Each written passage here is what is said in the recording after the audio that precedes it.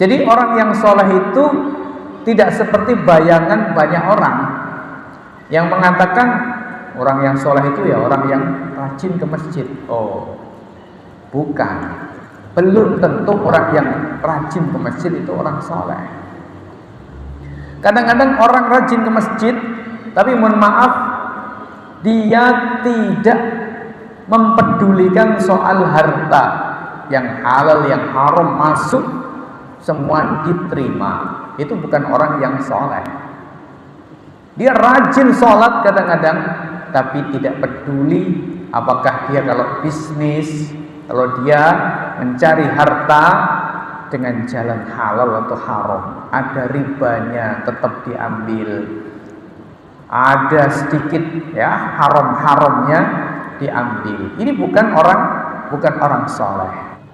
Assalamualaikum warahmatullahi wabarakatuh. Alhamdulillahi rabbil alamin. Wa bihi nasta'inu ala umuri dunya waddin. Wassalatu wassalamu ala asyrafil anbiya'i wa sayyidil mursalin. Sayyidina wa maulana Muhammadin wa ala alihi wa ashabihi wa tabi'ina lahum bil ihsanin ila yaumiddin. Amma ba'du. Kaum muslimin jamaah, bapak-bapak, ibu-ibu, hadirin yang saya hormati rahimakumullah.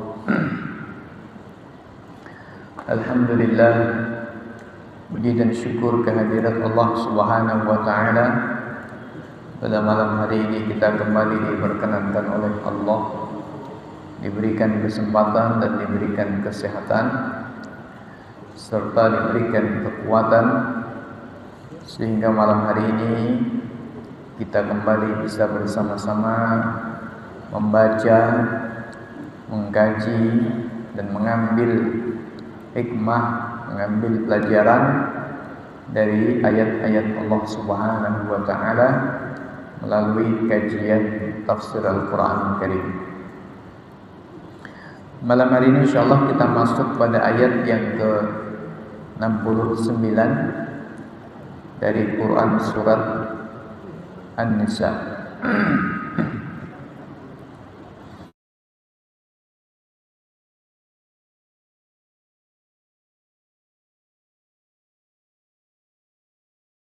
Bismillahirrahmanirrahim. وَمَنْ يُطِعِ اللَّهَ وَالرَّسُولَ فَأُولَئِكَ مَعَ الَّذِينَ أَنْعَمَ اللَّهُ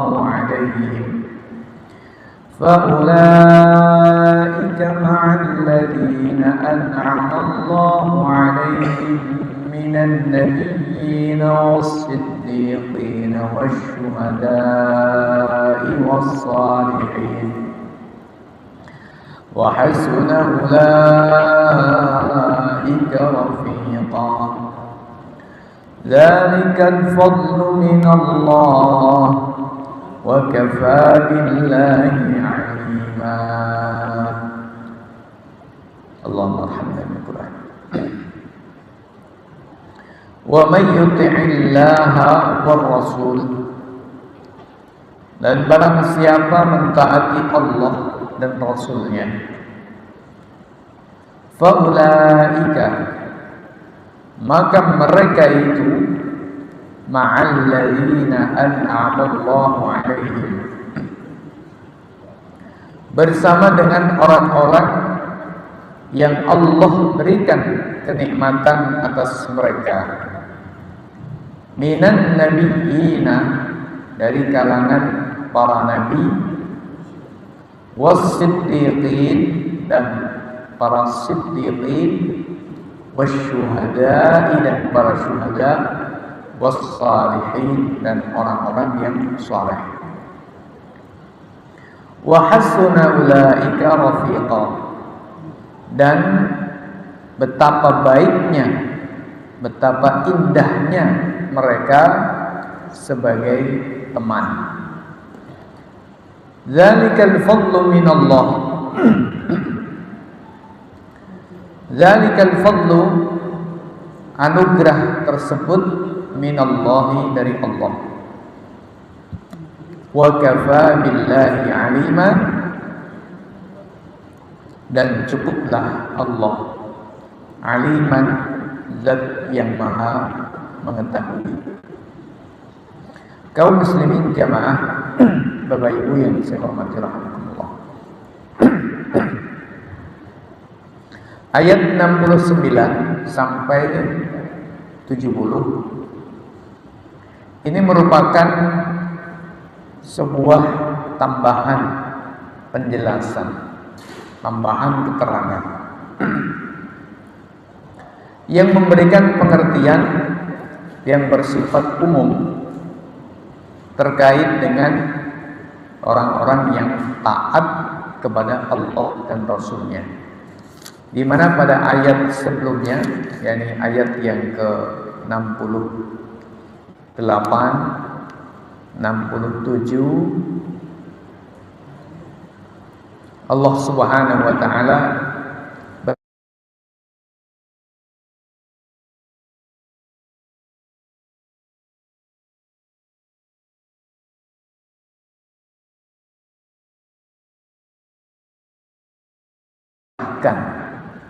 untuk menunaikan apa yang Allah perintahkan kepada mereka.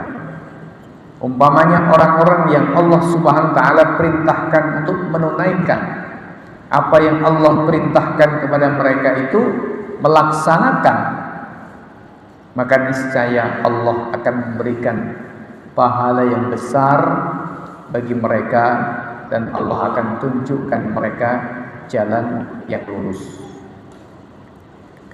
Di mana ayat 67 68 ya, berkaitan dengan orang-orang yang dalam satu versi tafsir adalah orang-orang munafik.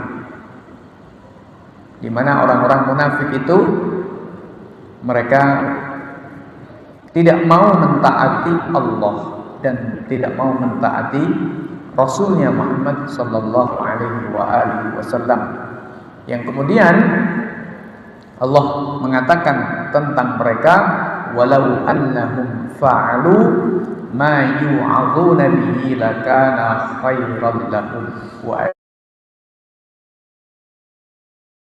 mereka melakukan apa yang dinasihatkan, apa yang diperingatkan, apa yang diperintahkan kepada mereka, niscaya itu lebih baik bagi mereka dan lebih mengokohkan mereka.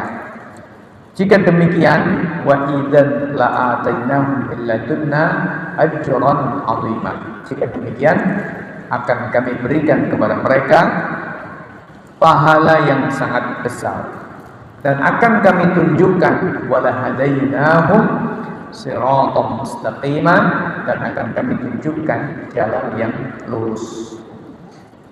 Ini ayat seolah-olah memberikan kekhususan bagi mereka, yaitu orang-orang yang disebut-sebut atau diindikasikan munafik, di mana andai kata mereka mau melakukan apa yang Allah perintahkan kepada mereka, maka mereka akan mendapatkan ini, mendapatkan ya sebuah keistimewaan dari Allah Subhanahu wa taala.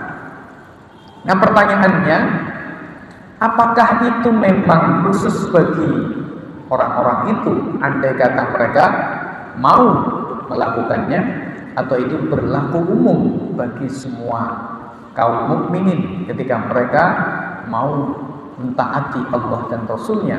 Jawabannya berlaku umum bagi semuanya orang yang mentaati Allah dan Rasulnya.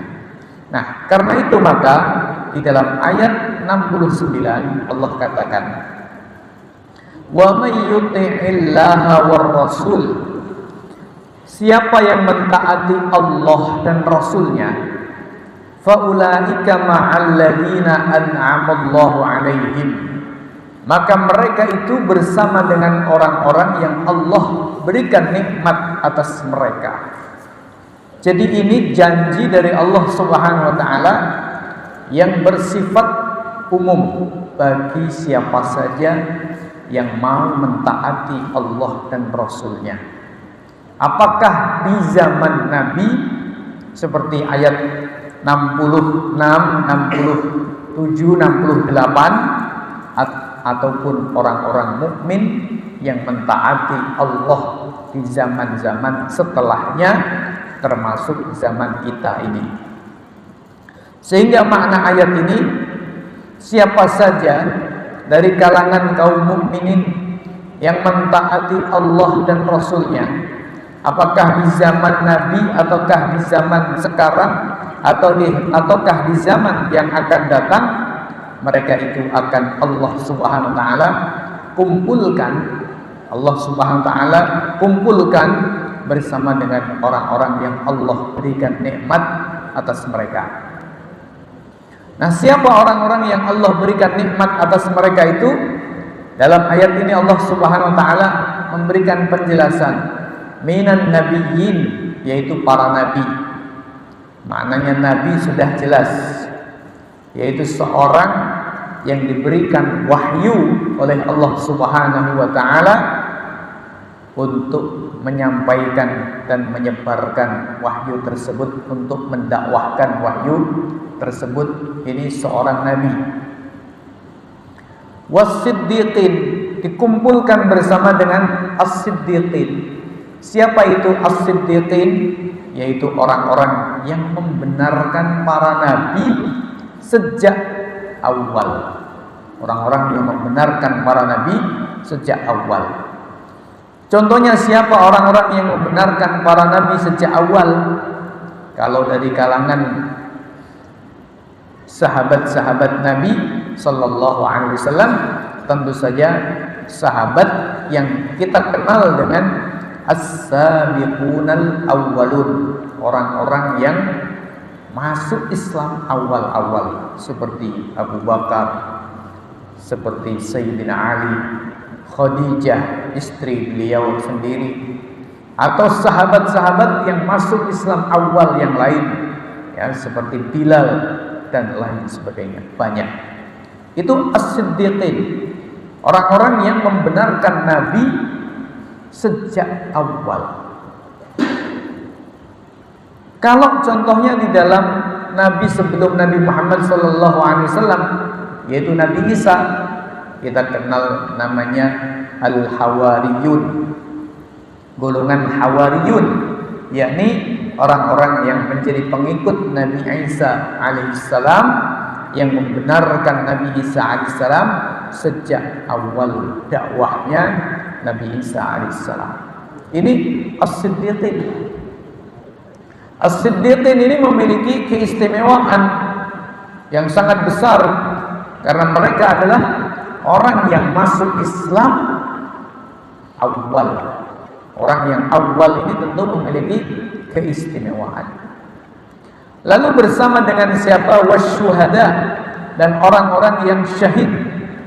Syahid ini siapa? Orang-orang yang terbunuh dalam medan meninggikan kalimat Allah. Orang-orang yang terbunuh di jalan Allah, yakni berperang di jalan Allah dalam rangka meninggikan kalimat Allah.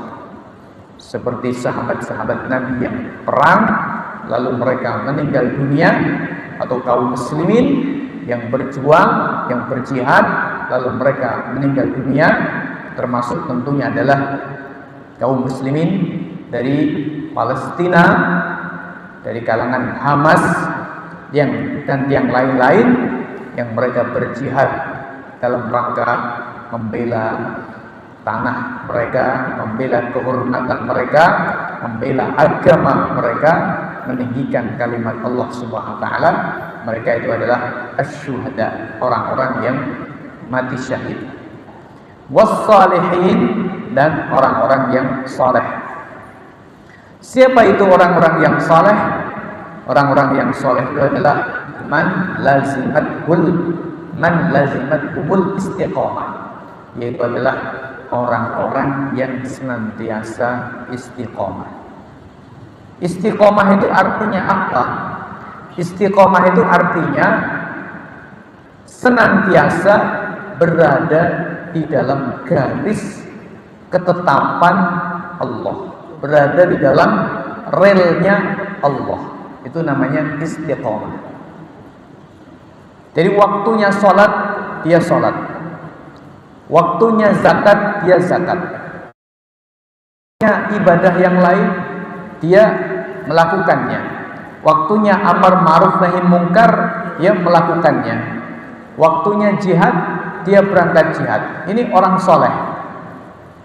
Intinya orang soleh itu adalah orang yang menjaga hak-haknya Allah Subhanahu wa ta'ala dan menjaga hak-haknya manusia. Artinya berarti orang yang betul-betul menunaikan apa yang menjadi ketetapan Allah. Jadi orang yang soleh ini orang yang menjalankan syariatnya Allah dalam semua aspek kehidupannya, zahiran wa batinan, zahir dan batinnya. Jadi dia sholat, dia zakat, dia puasa, dia haji kalau mampu berhaji, dia umroh kalau mampu berumroh. Dia juga melakukan amar ma'ruf nahi mungkar. Dia juga melakukan dakwah, menyerukan agama Allah. Dia kalau bermuamalah tidak dengan riba, tidak ada penipuan, tidak ada pemalsuan, tidak mengingkari janji. Dia baik kepada istrinya, dia baik kepada tetangganya, dia baik kepada saudaranya. Dia membantu sesama muslim, membantu sama saudaranya, tidak mendendam kepada sesama saudaranya, tidak bermusuhan dengan sesama saudara muslimnya, dan seterusnya. Panjang kalau diurai satu-satu. Itu namanya soleh, orang yang soleh. Jadi orang yang soleh itu tidak seperti bayangan banyak orang yang mengatakan orang yang soleh itu ya orang yang rajin ke masjid. Oh, bukan. Belum tentu orang yang rajin ke masjid itu orang soleh. Kadang-kadang orang rajin ke masjid, tapi mohon maaf, dia tidak mempedulikan soal harta yang halal, yang haram masuk, semua diterima. Itu bukan orang yang soleh. Dia rajin sholat kadang-kadang, tapi tidak peduli apakah dia kalau bisnis, kalau dia mencari harta dengan jalan halal atau haram, ada ribanya tetap diambil, ada sedikit ya haram-haramnya diambil. Ini bukan orang soleh. Orang yang soleh itu orang yang berzikir terus menerus, baca Quran, berzikir banyak, tapi dia tidak pernah menunaikan amar ma'ruf nahi mungkar. Itu bukan orang yang soleh. Bukan begitu orang yang soleh. Bukan pula orang yang soleh itu orang yang senantiasa berzakat atau bersedekah. Bukan juga. Tetapi orang yang soleh ini ya semua yang Allah perintahkan dia tunaikan. Itu namanya orang soleh. Jadi tidak ada dikotomi, tidak ada pemisahan atau dikotomi soleh sosial dan soleh spiritual. Itu tidak ada. Kalau disebut dengan soleh dalam istilah Islam, maka maknanya orang ini kepada Allah dia taat, kepada manusia dia juga baik. Jadi dia menjaga hak-haknya Allah, berupa ibadah dan seterusnya, tapi dia juga menjaga haknya manusia, tidak menzalimi manusia yang lain, tidak mengambil harta orang lain dengan cara yang tidak dibenarkan oleh Allah, tidak korupsi, ya, tidak macam-macam. Ini orang yang soleh. Intinya orang yang soleh ini orang yang senantiasa berada di jalur, berada di tracknya Allah SWT, berada di dalam jalur syariatnya Allah SWT. Apa kata syariat, dia ada di situ. Itulah orang yang soleh. Kalau syariat memerintahkan sholat, dia sholat. Syariat perintahkan zakat, dia zakat. Syariat perintahkan amar ma'ruf nahi mungkar, dia lakukan itu. Syariat perintahkan dakwah, dia lakukan itu. Syariat perintahkan jihad, dia lakukan itu. Syariat perintahkan ABG, dia lakukan. Itu namanya orang soleh. Nah, kaum muslimin jamaah Bapak Ibu yang saya hormati rahimakumullah. Oleh karena itu maka sebagian para nabi oleh Allah itu diberi sifat sebagai soleh, ya. Diberi sifat oleh Allah sebagai sifat soleh. Innahu min ibadinas sholihin. Sesungguhnya dia termasuk hamba-hamba kami yang soleh. Di dalam sholat salam kepada orang-orang yang soleh. Assalamu alayna wa ala ibadillahis sholihin.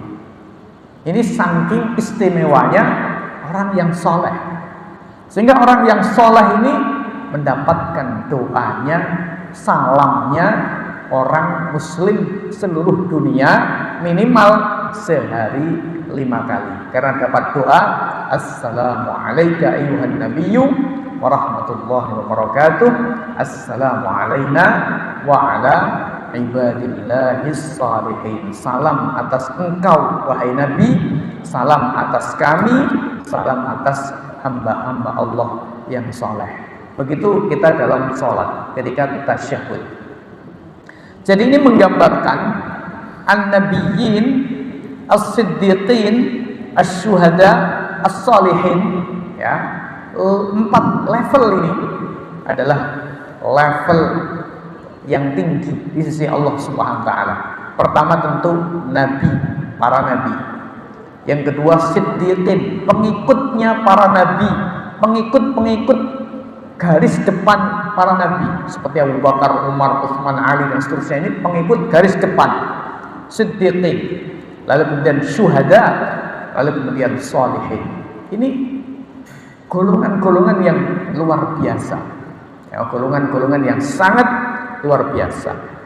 Nah, Allah Subhanahu wa taala mengatakan siapa yang taat kepada Allah dan Rasulnya, meski dia enggak sesempurna seperti para nabi, seperti siddiqin, seperti syuhada, seperti sholihin, dia enggak bisa seperti mereka, tetap oleh Allah akan dikumpulkan bersama dengan mereka. Ini maknanya. Sehingga maknanya apa? Kita terdongkrak mendapatkan kebaikan dari Allah yang besar, meski ketaatan kita ini tidak setara dengan mereka,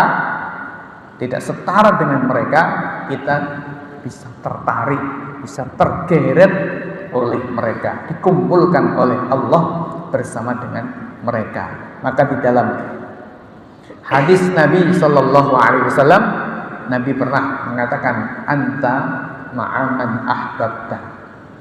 Jadi ketika ada seorang sahabat bertanya kepada Rasulullah Shallallahu Alaihi Wasallam, matas sa'atu ya Rasulullah, kapankah hari kiamat itu tiba wahai Rasulullah? Ini pertanyaan yang tidak bisa dijawab pastinya, karena hanya Allah yang tahu. Maka Nabi tidak menjawab, tetapi Nabi balik bertanya untuk memberikan penjelasan. Seharusnya yang perlu disiapkan itu adalah apa yang akan kita bawa untuk hari kiamat, bukan soal kapannya, karena itu pasti. Maka Nabi berkata, wa ma a'dadta laha. Loh, kamu bertanya tentang hari kiamat itu, kamu sudah siapkan apa? Begitu kata Rasulullah. Lalu sang laki-laki ini menjawab, tidak ada Nabi, tidak ada yang saya siapkan Nabi. Hanya saja, kata sang laki-laki ini, illa anni uhibbullaha wa rasulah. Hanya saja aku mencintai Allah dan Rasulnya. Itu jawaban laki-laki ini. Tentu saja tidak mungkin dia tidak mempersiapkan apa-apa. Dia mesti sholat, dia zakat, dia puasa, kalau dia mampu ya haji dan amal-amal soleh yang lain. Tetapi amal-amal ini ketika dibandingkan dengan anugerah Allah yang sangat besar, tidak sebanding. Ketika dikaitkan dengan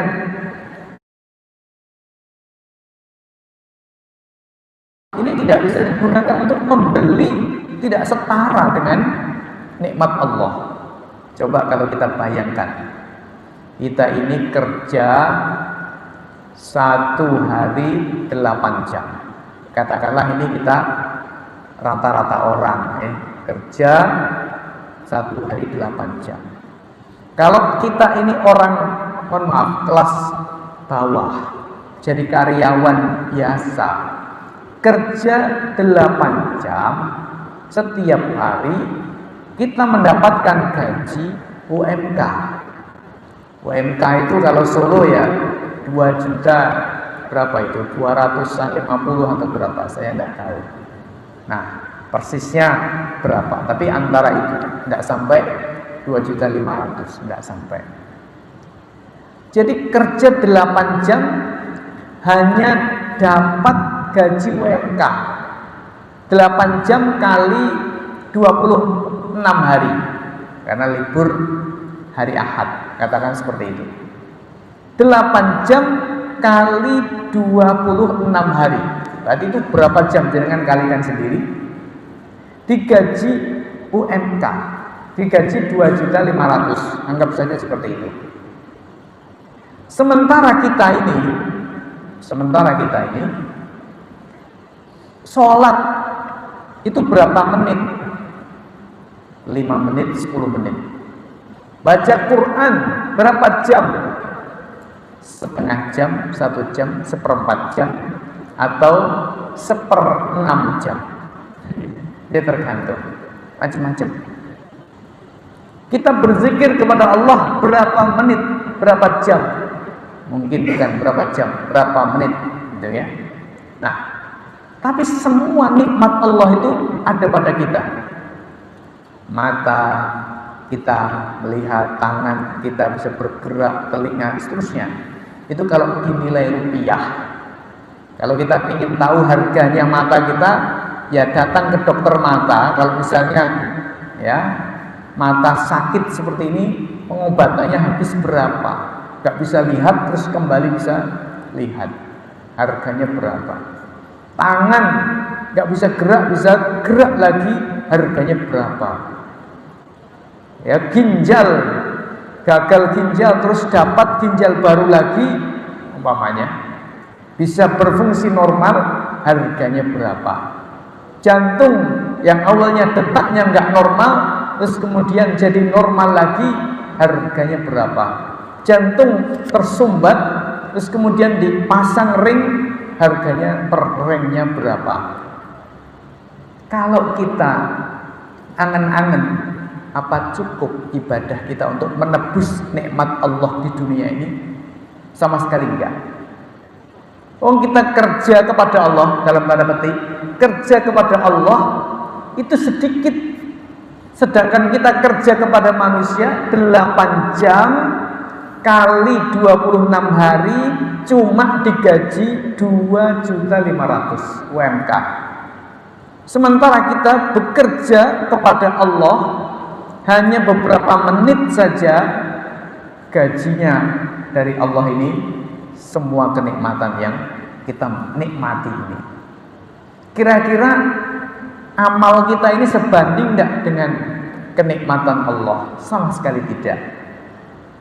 Sama sekali tidak.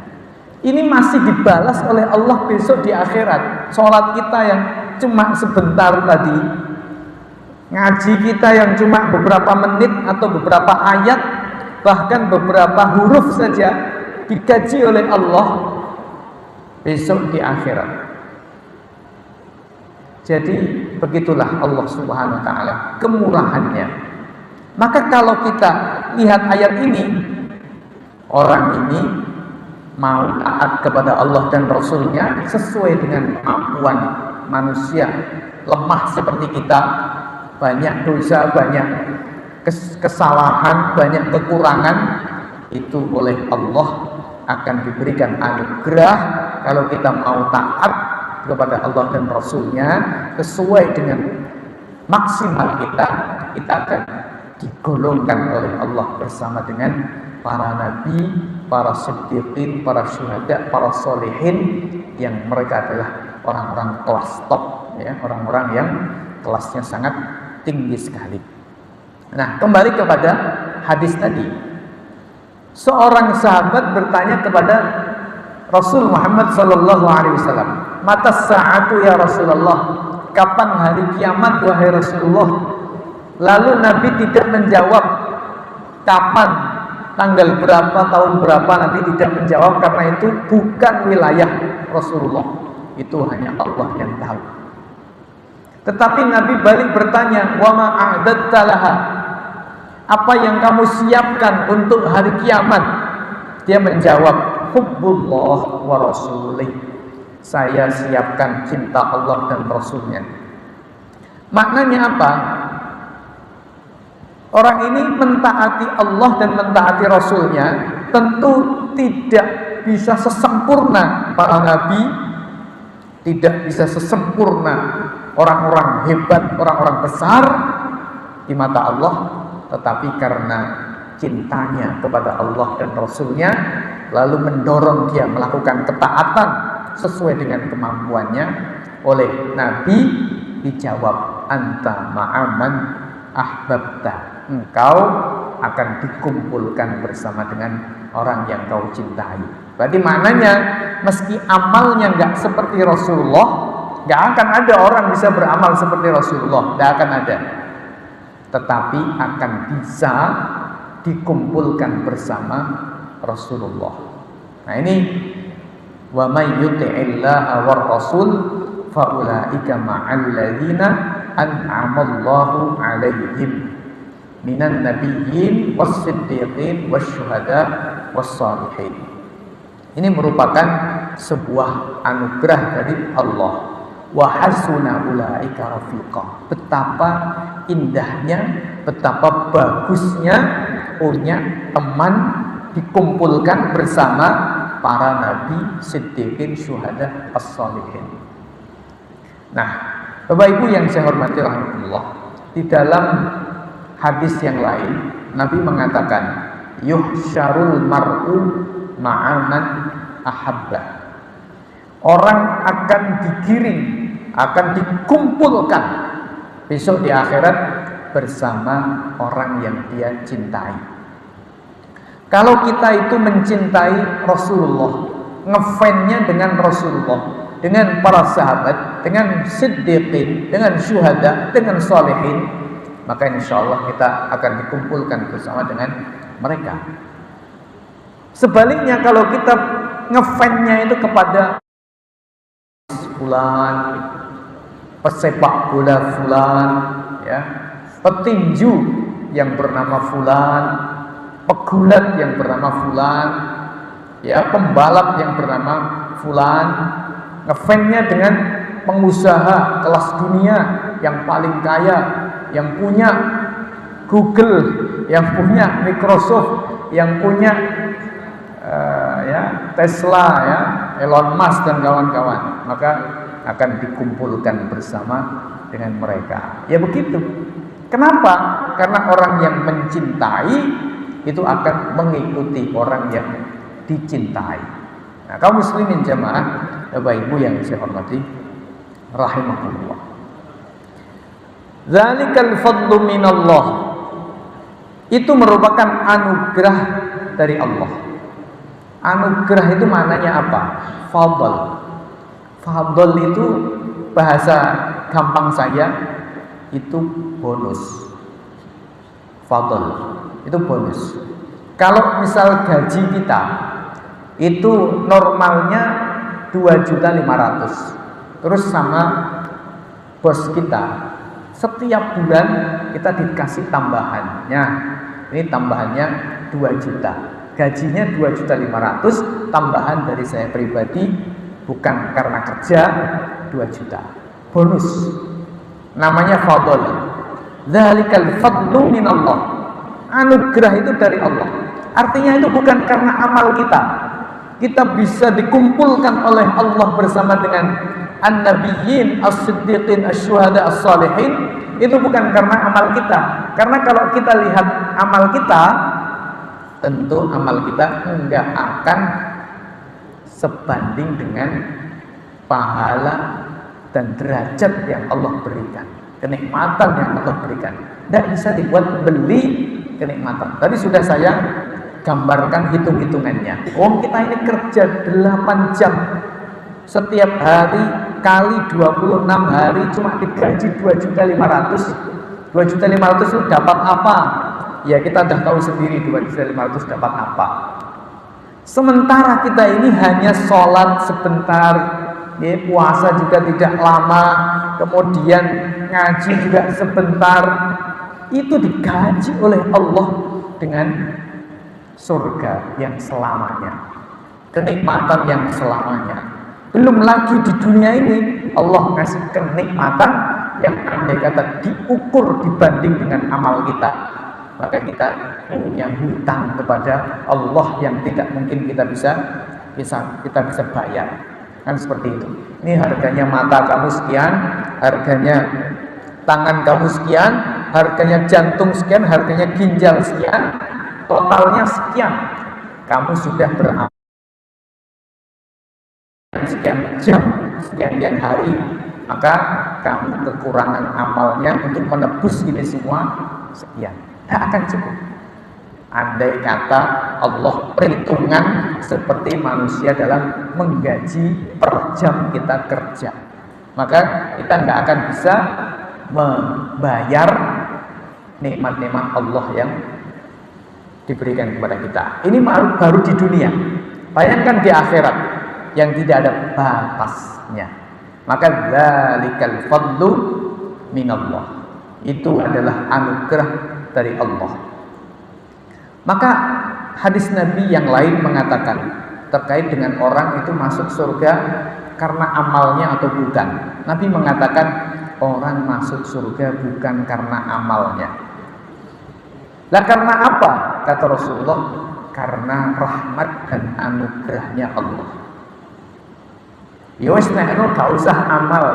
Nah, ini masalah. Syaratnya mendapatkan anugerah dan rahmat Allah itu beramal, meskipun kecil. Ini ibaratnya seperti Nabi Musa ketika diperintahkan untuk memukul tongkat pada laut. Itu apakah yang membuat laut membelah tongkatnya Nabi Musa? Jawabannya tentu bukan, ya kan? Yang membuat laut terbelah bukan tongkatnya Nabi Musa. Andai kata tongkat itu sampai ke panjenengan terus jenengan buat gempuk ulo mau mati ora, kan begitu nih. Berarti bukan karena tongkat. Andai kata Nabi Musa itu tidak mau, kemudian Nabi Musa mengatakan, ya Allah, kalau memang panjenengan berkuasa untuk membelah laut, belah aja, nggak usah saya pukul. Ngapain juga, pukulan ini juga nggak berpengaruh apa-apa. Maka apakah laut terbelah? Ya enggak juga. Jadi memang pukulan itu tidak menyebabkan laut terbelah, tapi kalau Nabi Musa tidak mau memukulkan tongkatnya, maka juga tidak terbelah. Kalau kita nggak mau beriman, nggak mau beramal soleh, maka kita nggak akan masuk surga.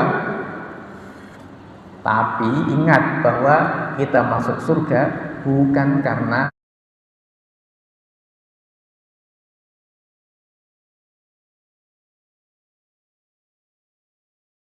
difaham ketika Nabi mengatakan kita ini masuk surga bukan karena amal kita.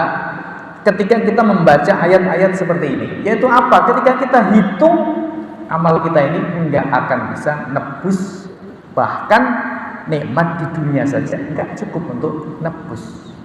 Lah kok kemudian kita di dunia diberikan nikmat oleh Allah yang besar, di akhirat diberikan surga yang tidak ada batasnya, tidak ada akhirnya.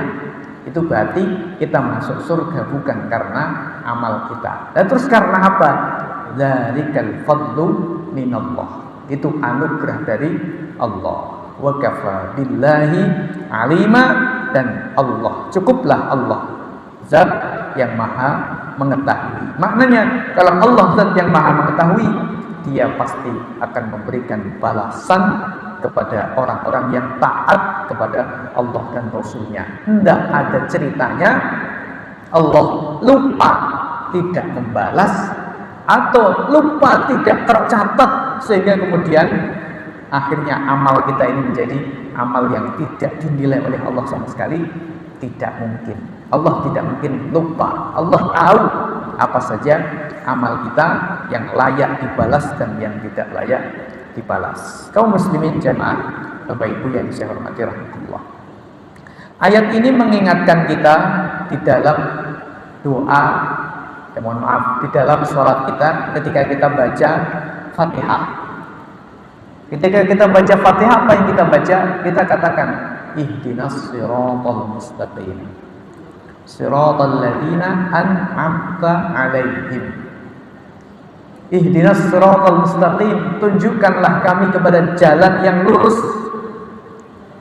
Jalan yang lurus itu jalannya siapa?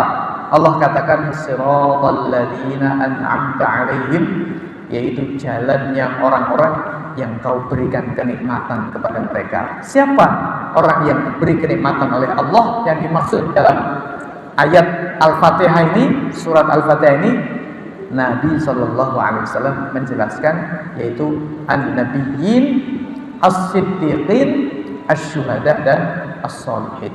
Jadi di dalam salat kita paling tidak ya setiap 5 kali sehari kita membaca di dalam salat kita senantiasa memohon kepada Allah ditunjukkan kepada jalannya orang yang diberikan kenikmatan. Jalannya orang yang diberikan kenikmatan. Siapakah orang yang diberikan kenikmatan? Nabi menjelaskan, yaitu para nabi, para siddiqin, para syuhada, dan para sholihin. Nah, yang aneh adalah ketika setiap sholat kita berdoa ihdinas siratal mustaqim, tapi giliran ditunjukkan ini ayat Quran menjelaskan begini, hukumnya haram. Ini ayat Quran menjelaskan begini, hukumnya wajib. Ini hadis Nabi mengatakan seperti ini, hukumnya wajib. Ini hadis Nabi mengatakan seperti ini, hukumnya haram. Kita wegah, kita tolak, kita tuduh yang macam-macam itu syariatnya Allah. Loh, gimana kita itu? Nalar. Apa bisa dinalar kita kalau seperti itu? Dalam sholat kita mengatakan, ya Allah tunjukkan kami jalan yang lurus, yaitu jalannya para nabi, jalannya orang-orang soleh, jalannya syuhada, jalannya sholihin. Ketika kita dapat keterangan dalam Al-Quran, dalam hadis Nabi mengatakan begini-begini, kita katakan, wah itu gak cocok, ekstrim ini, radikal ini. Nalar apa enggak kita seperti itu? Kaum muslimin jamaah, Bapak Ibu yang saya hormati. Jadi kita harus kata sendiri, minta ditunjukkan jalan yang lurus, jalannya para nabi, syuhada, sholihin. Tapi ketika dapat penjelasan dari Quran, dari hadis, ini jalannya Nabi Muhammad SAW, kita malah katakan gak cocok ini, gak relevan ini, gak cocok dengan keindonesiaan kita ini, gak cocok dengan kejawaan kita ini. Nalar apa enggak kita ini sebenarnya? Nah, begitu yang perlu kita pikirkan bersama-sama. Kaum muslimin jamaah, Bapak Ibu yang saya hormati rahmatullah, barangkali itu yang bisa kita sampaikan. Mudah-mudahan ada manfaatnya, kurang lebihnya mohon maaf. Kita akhiri, subhanakallahumma bihamdika asyhadu an la ilaha illa anta astaghfiruka wa atubu ilaik. Wassalamualaikum warahmatullahi wabarakatuh.